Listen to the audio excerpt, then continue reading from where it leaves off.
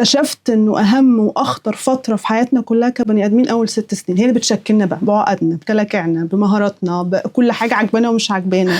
فكان في حاجات كتير قوي، وكانت الثلاثينات هي التيرنينج بوينت في حياتي. انه في حاجات كتير قوي مش عجباني في شخصيتي، وزي مش عارفه اطلع بره الكومفورت زون. فابتديت لما درست سبحان الله برضو ربنا بيفتح سكك، فهمت انا عامله كده ليه، ايه اللي مريت بيه في طفولتي اثر عليا دلوقتي. فعشان اشتغل على نفسي يعني ممكن عشان اوصل اللي انا فيه دلوقتي بالقوه او بالجراءه دي خدت 10 سنين. فحسيت انه لا، هو الولاد يستحقوا نلحقهم بقى، نلحق صح. الجيل ده كفايه جيلنا بقى واللي حصل فيه صح.